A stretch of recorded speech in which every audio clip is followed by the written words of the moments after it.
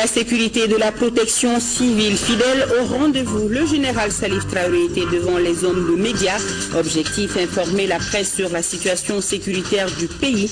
La rencontre a été également l'occasion de parler de la nouvelle loi de programmation de la sécurité intérieure. La fête de Tabaski, c'est pour très bientôt un tour dans les marchés de bétail. Dans cette édition, marché bien approvisionné en moutons, seul bémol, le prix, les moutons sont cédés entre 30 000 et à 1 500 000 francs CFA. Trop cher pour les clients, nous indique notre équipe partie sur le terrain. Focus Santé va à la rencontre de pharmaciens ce soir. Ramata Konaté nous parlera des critères d'utilisation des médicaments qui concernent entre autres le respect de la dose indiquée et celui de la durée du traitement. Voilà pour les titres. Tout le plaisir est pour moi de vous retrouver. Bonsoir à tous et bienvenue à ce journal. Et toutes nos excuses pour ce léger retard. Le président de la République était hier soir devant les projecteurs de l'ERTM pour expliquer les grandes lignes du projet pour l'honneur du Mali, pour le bonheur des Maliens. Le Mali d'abord. Un projet non pas de candidat mais bien présidentiel. C'était à l'occasion des 3 ans de son accession à la magistrature suprême du pays. Ibrahim Boubacar Keïta face à Sidi Kimfa Konaté de l'ERTM et Alexis Kalambri des Échos. La synthèse de près de 2 heures de débat, c'est avec Sori Ibrahima Keïta. Pas de bilan esquissé pour ce 3e anniversaire du pouvoir IBK. Précision des journalistes d'entrée de jeu, mais plutôt des repères à fixer. Et des repères, ils font les gens. Ils s'appellent la restauration de l'autorité de l'État, la réconciliation, l'éducation, le genre, les potentialités agricoles, toutes choses devant établir preuve tangible de sa foi en le Mali. Cela s'appelle regard du président sur le candidat IBK. Aujourd'hui, le président Ibrahim Boubacar Keïta regarde le candidat avec fierté, avec foi et espérance constante. Les raisons de sa fierté, cela ne doit souffrir d'aucune ambiguïté de son point de vue. Le constat lui semble patent. À l'aune d'hier et d'aujourd'hui, l'espoir renaît au Mali. En toute humilité,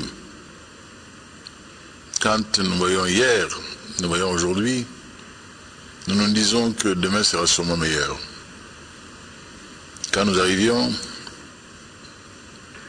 beaucoup dans ce pays, du nord au sud, d'est en ouest, ne s'envisageaient plus comme frères, comme autres eux-mêmes, mais plutôt en chien de faïence, en ennemi juré. Aujourd'hui, on se parle dans ce pays. Les arguments présidentiels d'IBK qui veut son optimisme contagieux, c'est le processus de paix en cours via accord. Là, la conviction pour un aboutissement n'a pris aucune ride. Je n'avais pas une once de ce que j'ai dit. Et plus que jamais, j'y crois. C'est aussi la volonté tout autant inébranlable de doter le Mali d'une armée moderne et digne de son passé glorieux. C'est dire combien je suis habité par cette mission régalienne qui est mienne. Donner à notre nation la capacité de sa défense. Et ce n'est qu'accessoirement que tel ou tel peut apporter sa contribution. Mais il est évident que nous comptons d'abord, avant tout, essentiellement sur nous-mêmes. Autre élément d'espoir, c'est le pari examen propre réussi cette année. Inédit persiste ici le président Ibrahim Boubacar Keïta. Le pari de l'examen sans fraude a été réussi. C'est une gageure. Ah oui. C'était une gageure. Et c'est réel aujourd'hui. Et cela veut dire que tout doucement, ce pays va se remettre en place. Un pari qui en a appelé un autre. Le succès enregistré dans la lutte contre les épidémies comme Ebola. L'Ebola a été, de ce point de vue-là aussi, un mal, un bien pour un mal. peut-être un mal pour un bien. Et les nouvelles habitudes d'hygiène ont été acclimatées, qui doivent se poursuivre aujourd'hui. Et des leçons de prudence également, d'hygiène physique et alimentaire. Tout cela, je pense, sont des leçons de l'Ebola. Les espérances, elles fleurissent aussi selon Ibeka dans les champs de la politique agricole, avec comme cheval de bataille la mécanisation, l'industrialisation et un fleuve Niger qui coule à flot. Chacun a compris que nous avons volonté farouche, ambition déterminée d'accorder au développement rural la priorité, la place essentielle dans nos ambitions de décollage économique de ce pays. L'arbre des avancées ne doit pas cacher la forêt de difficultés qui jalonne encore le chemin du Mali dont rêve le chef de l'État. Un bémol à la musique, dit Souri Ibrahima Keïta. Un seul bémol s'il en est un. Le préoccupant panier de la ménagère dont il faut relativiser la faiblesse du contenu du point de vue présidentiel. La désormais très célèbre opération Amikane lui donne plus d'arguments dans sa détermination déjà maintes fois affichée de donner un coup de fouet à la promotion du genre. Madame le gouverneur est à son objet, à son affaire de faire ce qu'elle a fait. Et vous l'avez vu également avec beaucoup de courtoisie et d'ouverture. Elle est en train de gérer la suite aujourd'hui. Et je lui dis ici avec force tout mon soutien et toute mon admiration pour ce qu'elle a entrepris, qui aurait dû être fait depuis longtemps. Vous voyez, là encore, vive la femme malienne. Sommet Afrique-France, c'est non pas cédé. Ce sera au Mali. Les conditions seront en tout cas réunies pour cela. Aucune manœuvre de dernière minute ne viendra arracher au Mali l'organisation de ce sommet-là. Je pense que nous avons vocation à le faire, nous le ferons. J'ai dit à mes compatriotes que nous sommes sur le point d'être prêts et que nous serons prêts aujourd'hui. Inch'Allah. Révélation de l'entretien, le président de la République est disposé à ouvrir les vannes de l'exercice aux éventuelles compétences à une seule condition, avoir le Mali dans l'âme. N'hésitez pas dans les jours à venir à appeler tel ou tel pour accompagner le Mali, la Ibeka. Il faut faire la différence, c'est pas Ibeka. Si Dieu ne plaise ce pays aujourd'hui, devait connaître une situation que nul n'appelle de ses voeux, cela serait dommage pour tout le monde. Ceux qui sont là aujourd'hui et ceux qui aspirent à venir demain.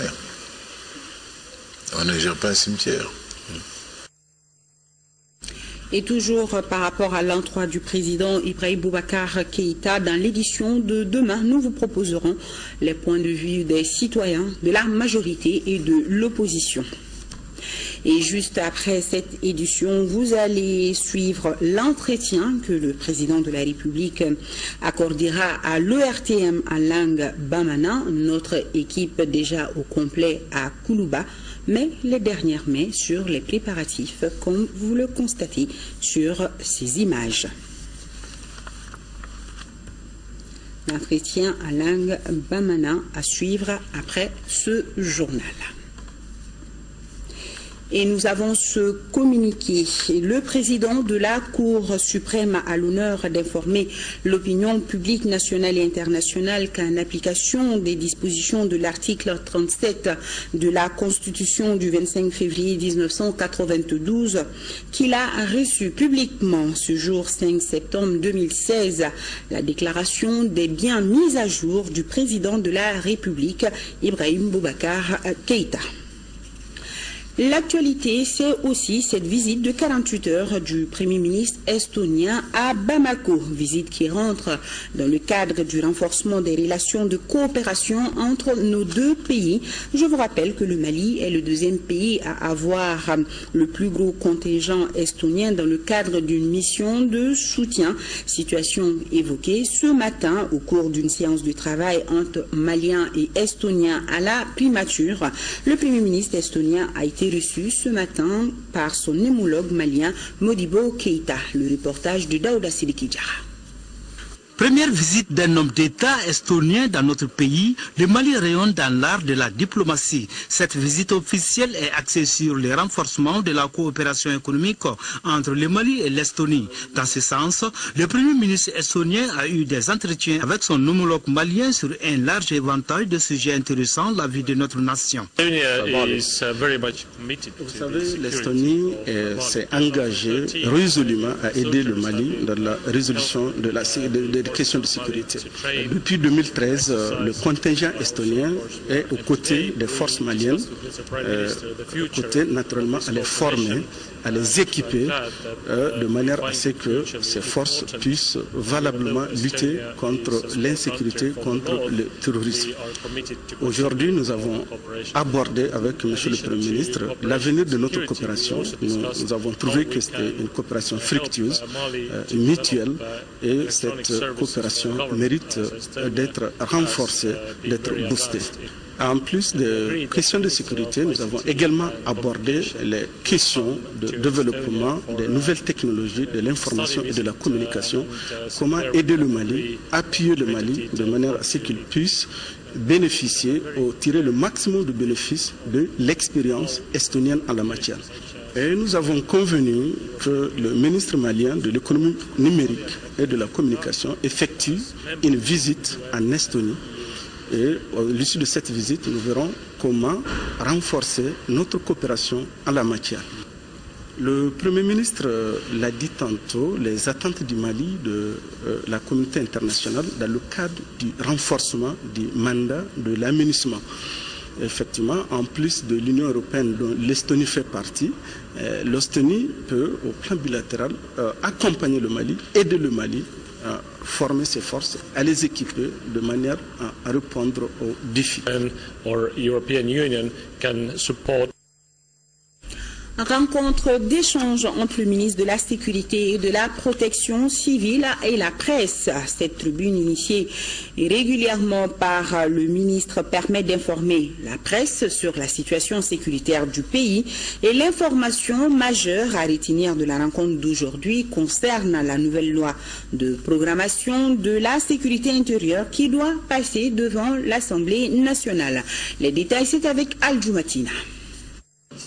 Présence massive de la presse à cette rencontre d'échange instaurée depuis quelque temps par le ministre de la Sécurité et de la Protection civile. Au centre des échanges, le général des brigades divisionnaires Salif Traoré a fait le point de la nouvelle loi de programmation de la sécurité intérieure qui doit être soumise très prochainement à l'Assemblée nationale. Cette loi de projet de sécurité, une volonté chère au ministre, est axée sur plusieurs grands axes. Et dans cette loi, nous envisageons de mettre l'accent sur les ressources humaines en termes de recrutement, de formation.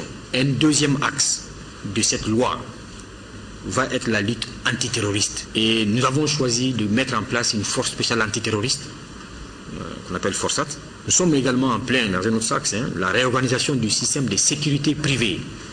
Il est évident aujourd'hui que les forces nationales ne peuvent pas tout faire, ne doivent pas tout faire également. Un système de sécurité mieux organisé, cela veut dire que ce qu'on appelle couramment les lave-gardes seront mieux recrutés, mieux formés, mieux rémunérés, et que par conséquent vont inspirer plus de confiance pour que les gens et les sociétés, les privés en tout cas, aillent directement vers ces sociétés-là que vers l'armée. Ça va peut-être diminuer aussi la pression sur le mode de recrutement, peut-être pour des gens qui souhaitent rentrer dans les postes en uniforme. Comme nous pouvons nous y attendre, la conférence de presse a été l'occasion pour les hommes des médias d'avoir des éclairages sur plusieurs questions liées à la sécurité, entre autres, le dispositif sécuritaire du prochain sommet à Bamako, les moyens pour la mise en œuvre de la nouvelle loi et récemment l'attaque survenue à Boni dans le cercle de Douanza. Il n'y a pas eu de combat à Boni. Quand ces groupes de bandits armés sont arrivés, il n'y avait pas de présence militaire sur le terrain.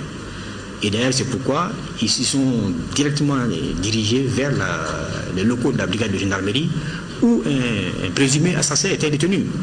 C'était ça un peu l'objectif, ils sont allés le libérer. Et je ne dis pas qu'il n'y a pas des choses à revoir, puisque le fait que le renfort qui était là-bas n'était plus présent. Cela est en train d'être traité et vous sera dévoilé par le ministère de la Défense. Mais toujours est-il qu'il n'y a pas eu de combat pour que des bandits armés ou qui que ce soit. À partir du moment où la loi est votée, les ressources qui seront discutées avec les financiers, avec d'autres départements, seront obligatoires pour l'État à mobiliser. Ça, c'est le principe. Pour vous rassurer par rapport à la sécurisation du sommet Afrique-France qui va avoir lieu l'année prochaine, je peux vous garantir que nous, au niveau de la sécurité, nous ne sommes pas en retard et nous ne serons pas pris à défaut si Dieu le veut. Avant la conférence de presse, les journalistes ont été invités au champ de tir sergent de police Feu Cheikh Oumar Dambélé pour s'imprégner de certains exercices, à savoir l'exercice lorsque les forces de l'ordre évoluent sur le terrain, les différents types de grenades et la démonstration à tir réel avec Kalachnikov. Ouverture à Gao, dans la cité des Esquia, de l'atelier de formation sur l'impact du projet d'aménagement du barrage de Taoussa dans le cercle de Bourem. Il vise à impliquer les communautés dans le processus de sécurité des travaux de réalisation de cette infrastructure de développement dont le coût est estimé à 179 milliards de francs CFA. La correspondance de Daouda Zoumana Traoré. S'il y a un défi que le Mali tout entier se doit de relever, c'est certainement la réalisation du barrage de Taoussa. Les spécialistes de tous ordres trouvent à l'unanimité qu'il est un investissement de développement par excellence. Le barrage de Taoussa est un ouvrage à but multiple qui a pour objectif la production d'électricité avec le branchement immédiat des centres de Gao, de Bamba et de Bourem, et le branchement futur de tous les villages traversés par le réseau électrique. À court et moyen terme, il s'agira de l'extension de la couverture énergétique à l'ensemble de la zone et la desserte de collectivités de Gao, d'Ansongo et de Menaka. Le barrage de Taoussa, c'est la mise en valeur de 139 000 hectares de terres aménageables, dont 3 200 hectares pour la première phase. Ce sont ces raisons qui ont amené les acteurs à initier cet atelier d'information et de sensibilisation sur l'impact du barrage de Taoussa au profit des communautés des régions de Gao, Tombouctou, Kidal, Taoudeni et Menaka, zone de ce projet d'aménagement. Ce projet dont l'objectif principal est de contribuer au développement durable des régions du nord du Mali, à la réduction de la pauvreté et la gestion environnementale, s'inscrit dans une vision de développement intégré axée sur la gestion des ressources naturelles dans le cadre du programme de développement du bassin du fleuve Niger. Percevant en Taoussa le socle du développement des régions du Nord en raison de sa vocation structurante et ses potentialités énergétiques, agro-pastorales et commerciales, le président Ibrahim Boubacar Keïta a fait de la réalisation de ce projet un objectif résolu de sa gouvernance transversale à ses charges successives comme Premier ministre, président de l'Assemblée nationale et président de la République du Mali. L'aménagement du barrage de Taoussa est estimé à plus de 179 milliards de francs CFA mobilisés auprès de la Banque islamique de développement, du Fonds d'Abu Dhabi, de la BIDC, de la BOAD et le Mali à hauteur de 41 milliards de francs CFA. Les 3 jours seront mis à profit pour définir des stratégies inclusives de mise en œuvre et de participation à la sécurisation des actions de développement dans la zone. Fin ce dimanche à Nyono des travaux de la rencontre sur la crise communautaire entre agriculteurs et éleveurs dans le cercle de Tenenkoun. Comme principale recommandation à retenir de la rencontre, l'engagement des différents acteurs à s'inscrire dans le sens de la paix et la création d'une commission de coordination qui va élaborer un plan d'action de paix et de consolidation de la paix dans les jours à venir. Le compte rendu de nos envoyés spéciaux Modibo Mariko et Mamadou Sidibé. Une analyse minutieuse de la situation avec en ligne des mires tuer définitivement le mal de la violence à la racine à Tchégré-Finadji et dans les cercles de Ténékou en général. À l'issue pour cela de 2 jours de travaux intenses, le gouvernement, communauté locale et élus dans une synergie totale sont arrivés à mettre en place une commission de coordination pour la paix.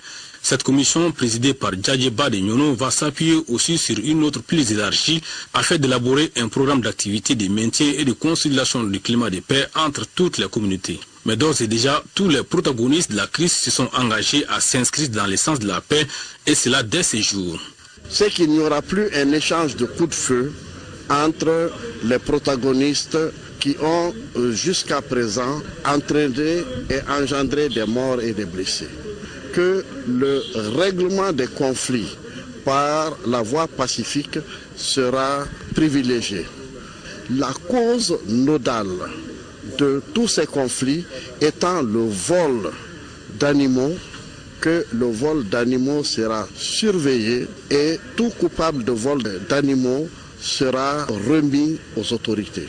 Des demandes ont été faites, à savoir accélérer le retour de l'administration, accélérer aussi le désenclavement sur le plan de la télécommunication. Le gouvernement s'engage à accompagner l'application de toutes les propositions faites au cours de la rencontre. Toutefois, ajoute-t-il, la justice aussi s'appliquera dans toute sa rigueur. Le ministre de la Justice a déjà pris les dispositions qu'il faut pour ouvrir une enquête et pouvoir en ce moment-là présenter devant la justice tous les coupables. Dès lors qu'il y a ça, on ne peut plus comprendre que les gens se mettent à se faire justice. Et cela ne sera pas toléré. La commission de coordination pour son fonctionnement s'est vue attribuer au nom du président de la République la somme de 5 millions de francs CFA. L'aide d'urgence en denrées alimentaires pour les populations sinistrées selon le ministre Konaté est déjà sur place et attend seulement d'être distribuée. Pour évaluer le travail de la commission de coordination sur le terrain, les membres de la délégation se sont donné rendez-vous dans 2 mois à Nyono. Le ministre du Développement industriel a entamé ce dimanche une mission de 72 heures dans la région de Sikasso. La première étape de cette mission a concerné le cercle de Koutiala où le ministre Mohamed Ali Ag-Ibrahim s'est rendu dans la moitié de la vingtaine d'usines d'huileries qui compte le cercle. Ces usines produisent par mois plus de 10 millions de litres d'huile. Nos envoyés spéciaux sont Mohamed Ould Mamouni et Barakou Maïga. Séance de travail nocturne pour le ministre du Développement industriel à peine arrivé à Koutiala. Avec la Fédération nationale des producteurs d'huile et d'aliments bétail et celle du bétail viande du Mali, les échanges ont porté sur le conflit qui oppose ces deux fédérations. Après avoir entendu les deux parties, les discussions, parfois houleuses, se sont poursuivies le lendemain au siège du conseil régional de Koutiala. Finalement, elles se sont entendues sur l'essentiel. Actuellement, il n'y a pas de problème, il n'y aura pas de problème entre nous, nos deux associations.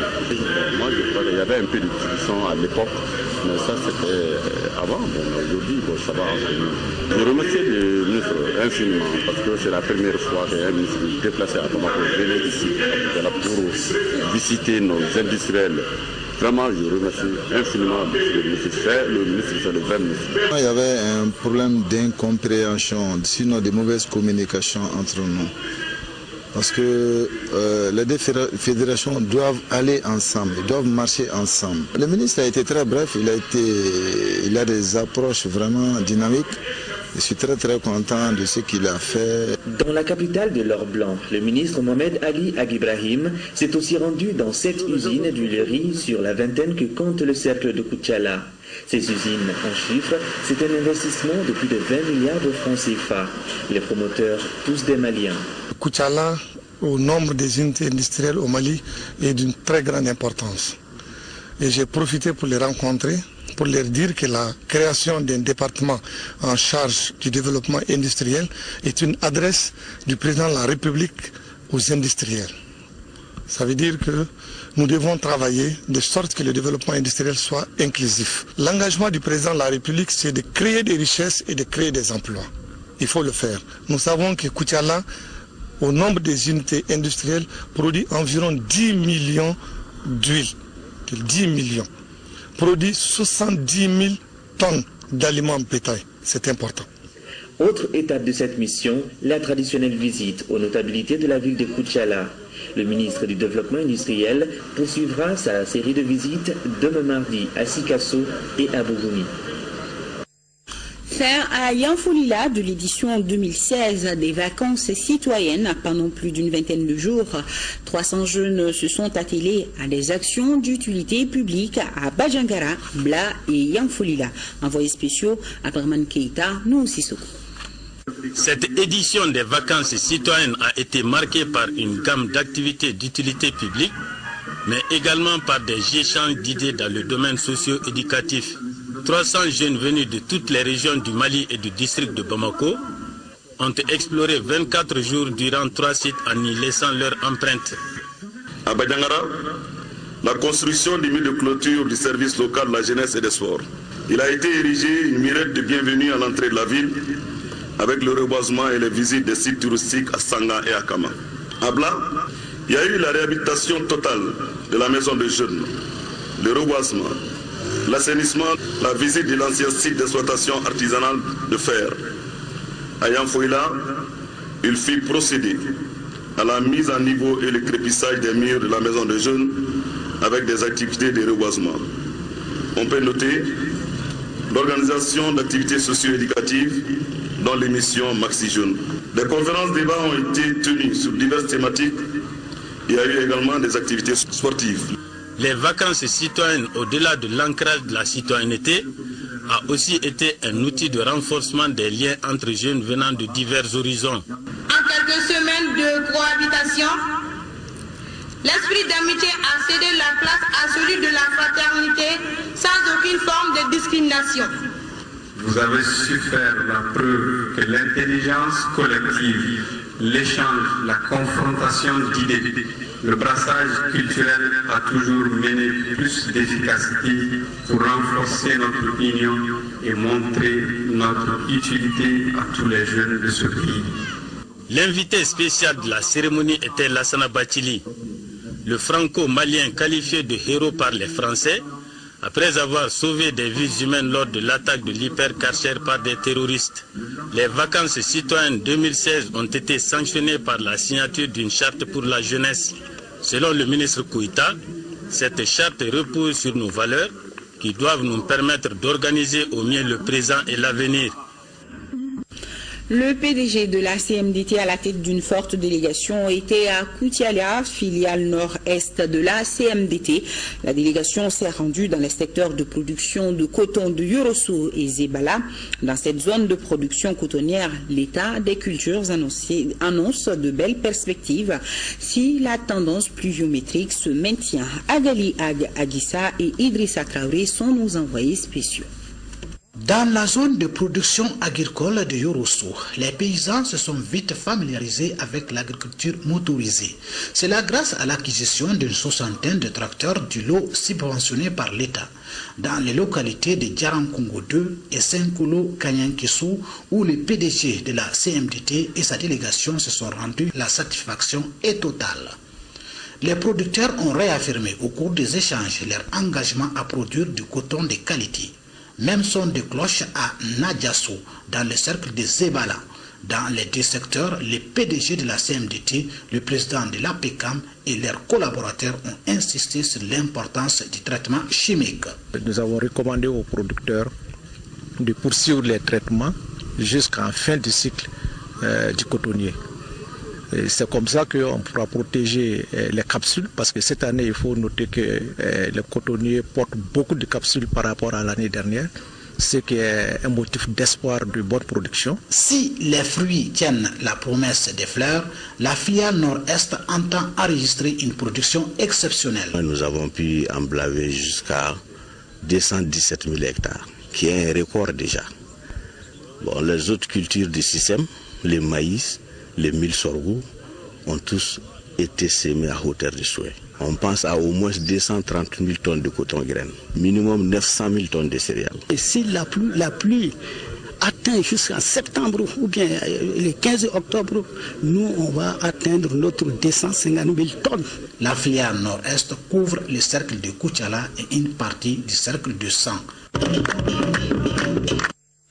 Et nous avons ce communiqué relatif à la libération des emprises de certains travaux en cours d'exécution à Bamako, Koulikoro et Ségou. Le ministre de l'Équipement, des Transports et du Désenclavement informe l'opinion nationale et internationale de la mise en œuvre par les services techniques de son département d'un processus de dédommagement des propriétés à caractère immobilier situées dans l'emprise des travaux d'aménagement en 2x2 de la route Bamako-Koulikoro, de construction du pont de Kayo et de ses voies d'accès de construction de l'échangeur au carrefour de Markala et d'aménagement 2x2 de la route Ségou 100 sur 7 km.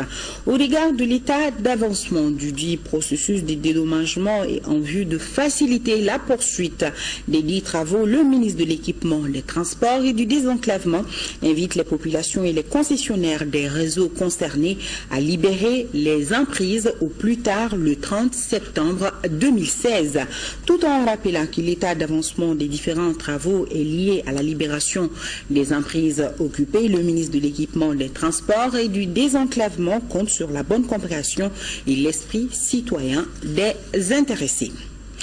La fête de Tabaski se profile à l'horizon. Le parc à bétail de Bamako, les parcs à bétail de Bamako sont bien approvisionnés en moutons et c'est là malgré la cherté du prix évoqué par certains clients.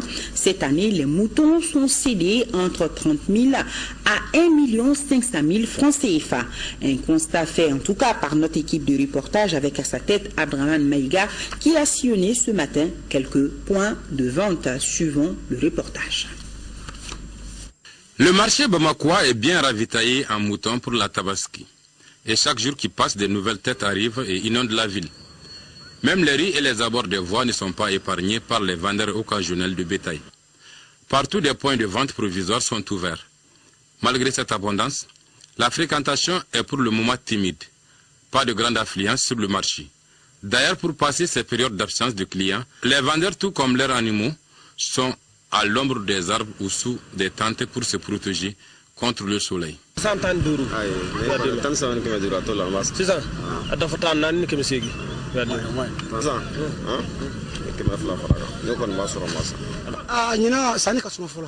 année, on ne constate pas de grande affluence pour le moment. Les clients avaient commencé à venir au départ, mais depuis quelques jours, on ne les voit plus. Malgré cette abondance, nous avons constaté que les prix ne sont pas identiques au niveau des différents points de vente que nous avons visités. Ils varient d'un lieu à l'autre. Par exemple, au marché de Sabalebougou, les prix vont de 40 000 à 120 000 francs CFA. À Faladje, en commune 6 du district de Bamako, ils varient entre 30 000 à 1 500 000 francs CFA. Et à l'hippodrome, pour avoir un mouton pour la fête, il faut avoir au minimum entre 30 000 et 120 000 francs CFA. Cette année, les moutons sont chers. Nous sommes dans un pays pauvre et les prix doivent être abordables.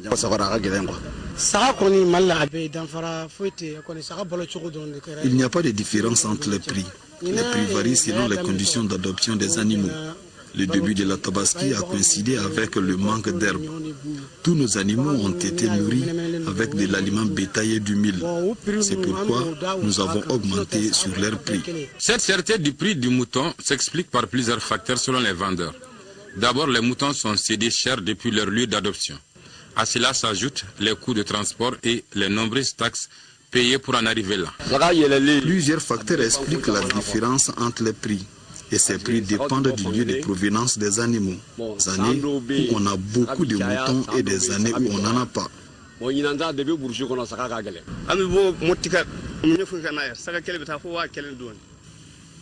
Pour venir ici, on dépense plus de 5 000 francs par tête. Par ces temps qui courent, avec la conjoncture économique qui sévit dans notre pays, la question que l'on se pose est de savoir si d'ici la fête, les prix du mouton vont baisser ou pas. Car sur le marché, le mouton n'est pas encore accessible à tous, selon certains acheteurs que nous avons pu rencontrer. Ils sont beaucoup plus chers cette année, l'année dernière, par rapport à l'année dernière. Vous l'avez eu à combien? Je l'ai eu à 110 000 francs. Ouais. Et si c'était l'année dernière, vous l'auriez à combien? 10 000 francs. Ouais. Si on n'a pas les moyens de nous procurer du mouton, on dit que c'est cher. Avoir un mouton le jour de la fête est le souci de chaque chef de famille. Et l'islam n'oblige personne à s'endetter pour immoler un bélier le jour de la fête. Au cas où les ressources manquent, une équation se pose. Comment convaincre madame et les enfants que les ressources manquent? 7e réunion annuelle du comité technique de coordination de la lutte anti-acridienne dans les États membres de l'autorité de développement intégré de la région du Liptako-Gourma. Prennent part à cette 7e réunion les représentants du Mali, du Burkina Faso et du Niger. Il s'agit pour ces différents délégués de partager des informations à propos de la protection des végétaux et de réfléchir sur les voies et moyens pour améliorer la production et la productivité agricole et pastorale dans la région du Liptako-Gourma. Mahamadou Doumbia, les détails. Cette 7e réunion annuelle du comité technique de coordination de la lutte anti-acridienne dans les États membres de l'autorité de développement intégré de la région du Liptako-Gourma se tient à un moment où la pluviométrie est satisfaisante, ce qui augure de bonnes perspectives en termes de production agro-pastorale. Cette situation ne doit pas faire oublier que la lutte contre les ennemis des cultures requiert une vigilance accrue. La campagne agricole 2016-2017 s'est installée et se déroule avec beaucoup d'espoir quant à l'issue de la saison. Cependant, des infestations de divers ennemis de culture ont fait leur apparition dans la sous-région, notamment des sauteriaux dans la région de Tillabéri au Niger. Au regard de ce qui précède, il importe au cours de la présente réunion de faire non seulement le point de l'état de mise en œuvre des recommandations des rencontres antérieures et le bilan de la campagne en cours, mais aussi de revisiter les grandes orientations et les perspectives internationales en matière de lutte phytosanitaire. Créée le 3 décembre 1970 à Ouagadougou, Burkina Faso, l'autorité du développement intégré de la région du Liptako-Gourma, appelée communément Autorité du Liptako-Gourma, est une organisation regroupant le Mali, le Burkina Faso et le Niger. Dans le cadre de la lutte anti-acridienne et pour faciliter l'autosuffisance alimentaire, le Mali y tient beaucoup. C'est pourquoi le président de la République a décidé d'allouer 15% du budget de l'État au secteur agropastoral, bien au-delà donc des 10% préconisés par l'Union africaine pour les États africains. Le gouvernement a décidé, déjà depuis quelques années, de subventionner les intrants agricoles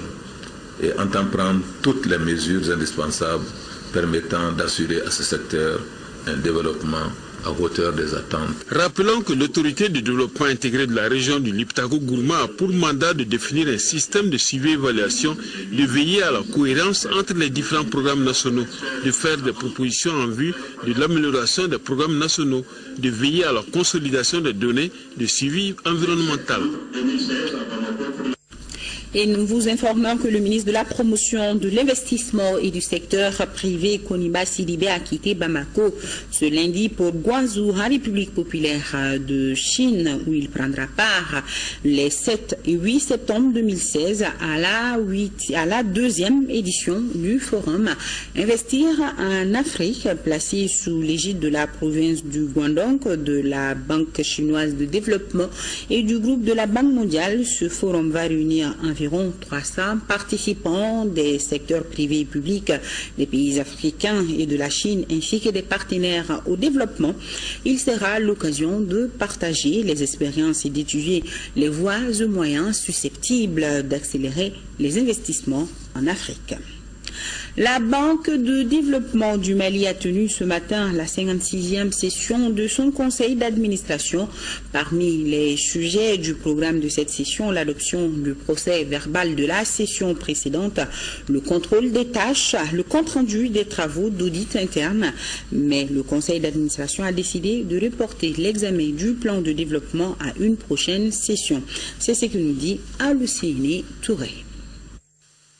La 56e session du conseil d'administration de la BDM a apprécié le plan de développement de la banque et a décidé de reporter son examen à la prochaine session prévue pour la fin de l'année 2016, avec cependant les recommandations susceptibles d'améliorer le statu quo. Le conseil avait un point central à son ordre du jour, c'est le programme à moyen terme de la BDM sur les 5 prochaines années qui a été établi, présenté par la Direction générale sur la base du bilan du PMT 2011-2016 et ensuite un certain nombre d'hypothèses en matière d'évolution de cette banque, ciblant des secteurs porteurs pour que la banque connaisse une évolution positive, qu'elle a aujourd'hui, c'est acquis, que la banque est, disons, en bonne position dans le système, le marché malien, et a des ambitions aussi sur l'extérieur. Donc le problème, c'est qu'on a apprécié la situation,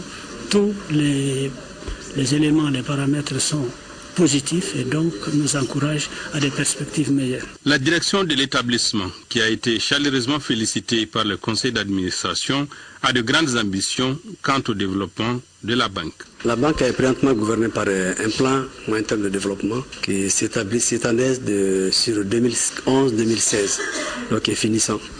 Donc nous avons l'obligation de présenter un autre PMT au conseil d'administration qui va porter sur les 3 procès d'exercice, à savoir 2017-2020, qui va gouverner les grandes orientations et les axes stratégiques de développement de la banque. La BDM est sur un programme d'extension sous-régionale.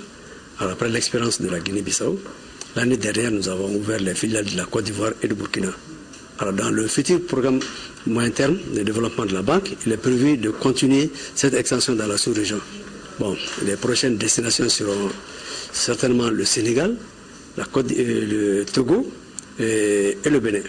Rendez-vous donc dans quelques mois pour finaliser les travaux de cette session avec une véritable prise en compte des recommandations ainsi formulées. Et dans un communiqué de presse déposé à notre rédaction, le conseil exécutif de l'UDD en sa réunion ordinaire du dimanche 4 septembre 2016, après analyse de la situation politique, sociale et sécuritaire du pays, reste plus que jamais mobilisé autour de son président au sein de la majorité pour d'autres victoires au profit du Mali tout entier. Demande à tous les militants de l'UDD, où qu'ils soient, de rester unis, de servir avec loyauté, courage et abnégation notre cher pays, affirme pour conclure la disponibilité de l'UDD et son accessibilité par rapport à toute action ou initiative tendant à renforcer et consolider la majorité présidentielle et la paix au Mali.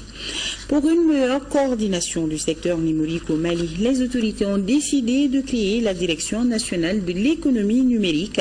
Cette nouvelle structure prendra en charge l'élaboration des éléments de politique du secteur de l'économie numérique.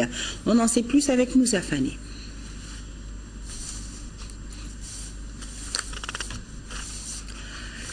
Petit problème sûrement de calibrage et nous allons bien sûr continuer ce journal avec ce communiqué suite au décès de M. Amadou Seydou Traoré dit Amadou Djikoroni. La direction du protocole de la République convie les présidents des institutions de la République et les membres du gouvernement aux obsèques de l'illustre disparu qui auront lieu le mardi, demain mardi donc 6 septembre 2016 à 16h à son domicile à Bolibana. Mise en place terminée 15h30. Et nous allons partir à la page sport de ce journal. Sport, football, fin hier des éliminatoires de la CAN Gabon 2017. Les Aigles déjà qualifiés ont terminé cette éliminatoire avec panache en dominant les écuries du Bénin 5-2 au stade du 26 mars. C'était la fête pour les joueurs et les supporters. Le résumé du match avec Siragatou Sissé. Ambiance de grand jour au stade du 26 mars pour ce match Mali-Bénin de la 6e journée des éliminatoires de la CAN Gabon 2017. Les Aigles victorieux 5-2 des écuries du Bénin avec la manière se qualifient pour leur 10e phase finale de CAN. 72, 94, 2002, 2004, 2008, 2010, 2012, 2013, 2015 et 2017. Les Aigles du Mali, presque rajeunis, ont tout de suite étouffé les écureuils dans leur système de 4-3-3. Ça combine côté Aigle et la défense béninoise panique. 17e minute, Mohamed Oumar Konaté remet de la tête pour Sambou Yatabare. 1-0 en faveur du Mali. 35e minute, le gardien béninois se trouve sur un tir de Moussa Marega et Abdoulaye Diaby en embuscade prolonge le cuir au fond des filets. 2-0. Les aigles sont survoltés. 39e minute, Moussa Marega dévance la sortie du gardien sur un centre de Sambou Yatabare. 3-0. Entre-temps, le Bénin réduit le score par Mouni Steve. Mi-temps 3-1. De retour de la pause, les aigles reviennent avec de nouvelles dispositions offensives. 68e minute, Adama Traoré, très vif, secoue son vis-à-vis et trompe sereinement le gardien pour le 4e but des aigles. Les supporters en communion ajoutent du sel à la démonstration. 80e minute, Moussa Doumbia, pour son tout premier ballon, récupère et efface tous les défenseurs pour l'inscription du 5e but malien. Les Béninois, par leur capitaine Stéphane Sessegnon, marquent un 2e but pour l'honneur à la 90e minute. Score final, 5-2 pour les aigles du Mali.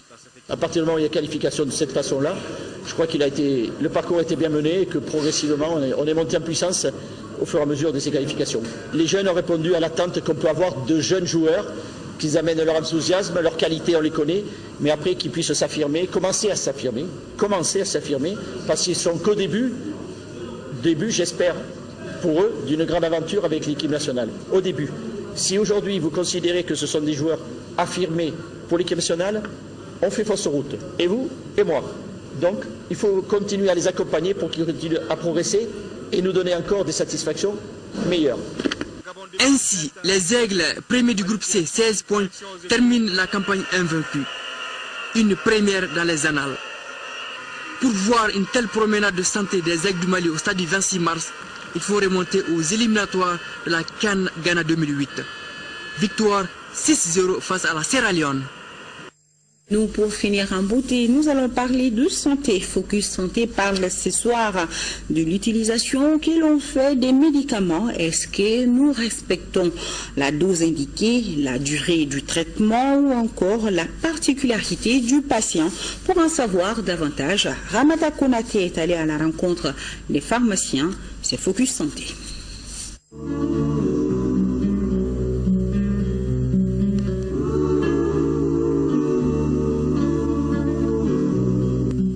Le bon usage du médicament consiste à utiliser le produit sans créer de dommages chez le patient. Il s'agit aussi de réduire les effets indésirables du produit. Cet usage est très important dans le traitement et la prévention de la maladie. Il inclut plusieurs paramètres dont la particularité du patient, car des malades supportent mieux certains médicaments que d'autres. Outre cet aspect, le respect de la dose est un élément important en matière d'utilisation optimale des médicaments. Le paracétamol, quand il y a une consommation excessive, ça va entraîner une intoxication au niveau du foie. C'est tout simplement la N-acétylparabenzoquinone qui va détruire les cellules du foie. Donc, compte tenu de ces observations, il est nécessaire que l'administration sur l'enfant doit être fait avec beaucoup plus de précision. Nous avons là, voilà les flacons de paracétamol, nous avons là les pistons doseurs où il y a la gradation par rapport au poids. Il faudrait qu'aujourd'hui, que ce soit les professionnels ou bien les mamans respectent aujourd'hui l'administration en tenant compte du poids de l'enfant pour qu'il n'y ait pas d'intoxication. L'automédication et l'utilisation abusive des antibiotiques anéantissent aussi l'efficacité des médicaments et facilitent la prolifération des microbes. Je prends la femme aujourd'hui.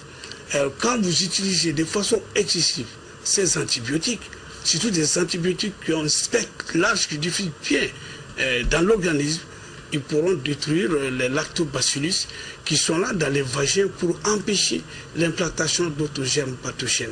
Et ce qui va favoriser la prolifération d'autres germes comme Gardnerella vaginalis. Ces germes, ces bactéries peuvent remonter jusqu'au tractus supérieur, entraîner ce qu'on appelle la stérilité chez la femme. En matière de bon usage des médicaments, il faut également éviter les interactions médicamenteuses. Ce qu'on retrouve surtout, ça c'est l'interaction au niveau du foie. Nous avons là des systèmes enzymatiques, des enzymes de cytochrome P450. Et surtout certains médicaments vont entraîner une sécrétion abondante de ces enzymes. Alors, plus il y a assez d'enzymes, l'action est accélérée et le médicament n'aura même plus de temps de faire tout ce qu'il a comme action, il va être éliminé rapidement. Alors on le voit avec les estroprogestatifs, c'est-à-dire les pilules qu'utilisent les femmes aujourd'hui pour la protection. Quand vous le prenez par exemple avec la griseofilline, il va faire en sorte que la pilule va être éliminée dans les 12 heures. Parce que si vous remarquez, on dit de renouveler la pilule dans les 24 heures, parce qu'il doit rester dans le sang pendant un temps bien déterminé. Alors s'il s'élimine tôt, peut-être dans les 12 heures, et la protection ne serait pas parfaite. Et contrairement à ceci, d'autres viendront pour inhiber l'action de certains médicaments. Pour éviter ces interactions, la patiente doit signaler la prise d'une contraception orale lors de toute prescription.